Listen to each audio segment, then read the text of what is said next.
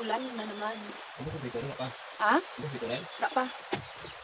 Good morning guys. Ngayon ay Monday na naman, so may pasok. At dito nga ay nagkape muna ako at saka nagluto ako ng tortang talong at naubusan pa talaga ako guys ng pangpasarap. Tingin naman. Sinimot ko talaga kasi nakalimutan kong bumili kahapon. So may konti pa naman akong nakuha pero okay na to.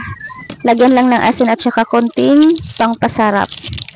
Tapos ay dito ay nag-umpisa na akong prituhin yung tortang talong. Naglagay ako lang ng mantika at saka nilagay ko na yung talong. Mga alas 4 pa pala ito guys. Gising na ako. Tingnan na naman yung paligid. Ang dilim pa. At dito nga ibinalikan ko na yung niluto ko.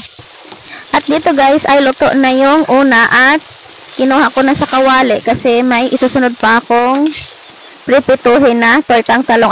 At ito na guys yung panghuli na pinirito ko na tortang talong. At dito nga guys, umpisa na naman yung ulan. Lumakas yung ulan. Buti na lang ay medyo maaga pa. At binalikan ko na guys yung pang last ko na luto. So dinagdagan ko muna ng uling guys kasi konti na lang yung uling. At dito nga ay ano na yung asawa ko ng isda. Yung isda pala na nilinisan niya guys is galing yan sa ilog.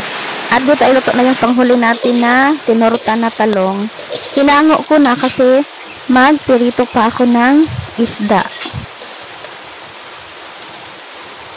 At luto na yung ating tortang talong guys. At dito ay inumpisahan ko ng magpirito ng isda kasi ng oras.